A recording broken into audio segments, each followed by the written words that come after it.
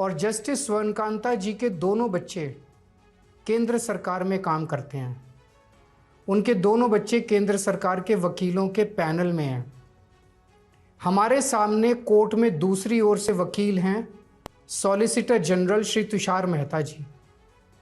तुषार मेहता जी दोनों बच्चों को केस देते हैं। उन्हें कितने केस मिलेंगे, कौन से केस मिलेंगे, ये तुषार मेहता जी तय करते हैं।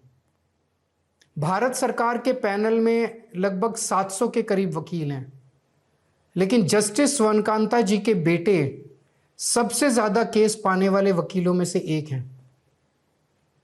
उनके बेटे को 2023 से 2025 के बीच लगभग 5,904 केस डॉकेट मिले।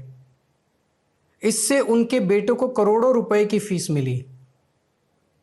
आज की तारीख में उन बच्चों का भविष्य और कमाई दोनों काफी हद तक तुषार मेहता जी पर निर्भर है। तो किसी के भी मन में यह चिंता स्वाभाविक है कि अगर जज कमाई और उनका भविष्य सामने खड़ा वकील है तो क्या जज साहिबा उस वकील के खिलाफ फैसला कर पाएंगी। मैं ये स्पष्ट करना चाहता हूं कि मुझे जुडिशरी पे पूरा भरोसा है। मैं जुडिशरी का बहुत सम्मान करता हूं। जब मेरे खिलाफ गलत साजिश हुई तो हमारे देश की जुडिशरी ने ही मुझे न्याय दिया था। जब मुझे झूठे केस में गिरफ्तार किया गया तो इसी जुडिशरी ने मुझे बेल दी थी। इसी जुडिशरी ने मुझे उसी झूठे केस में दोष मुक्त करार किया। पिछले 75 वर्षों में जब जब देश पे आंच आई, हमारे देश की जुडिशरी ने देश को बचाया और नागरिकों के हितों की रक्षा की है। मैं जस्टिस स्वर्णकांता जी का भी बहुत सम्मान करता हूं। मुझे उनसे, परिवार से किसी भी प्रकार की कोई व्यक्तिगत आपत्ति नहीं है।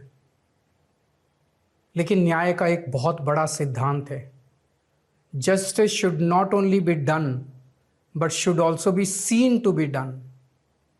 इसलिए मैंने जस्टिस स्वर्णकांता शर्मा जी से पूरे सम्मान के साथ अनुरोध किया कि वो इस कन्फ्लिक्ट ऑफ इंटरेस्ट जैसे कारणों की वजह से इस केस से खुद को अलग कर लें। लेकिन उन्होंने मेरी दलीलें खारिज कर दी और फैसला दिया कि वो स्वयं ही ये केस सुनेंगी। आज मेरे सामने सबसे आसान रास्ता है कि मैं उनका आदेश मान लूं और एक बड़ा वकील खड़ा करके उनके सामने अपना केस लड़ूं। पर यह मुद्दा अब सिर्फ मेरे केस का नहीं है, बल्कि आम लोगों के न्याय प्रणाली पर भरोसे का है। ऐसी दुविधा के मौके पे बापू ने हमें सत्याग्रह दिखाया। बापू ने कहा था कि जब भी किसी अन्याय का सामना करो तो उसका पहला कदम विरोध नहीं बल्कि बातचीत होना चाहिए। अपनी बात अन्याय करने वाले के सामने पूरी विनम्रता के साथ रखनी चाहिए और उसे सुधारने का पूरा मौका देना चाहिए। सारी कोशिशों के बाद भी अगर न्याय ना मिले तो अंतरात्मा की आवाज़ सुनो। यदि अंतरात्मा की आवाज़ कहती है कि न्याय नहीं हुआ तो विनम्रता के साथ सत्याग्रह करना चाहिए। फिर उसके जो भी परिणाम हो वो सहर्ष स्वीकार करने चाहिए।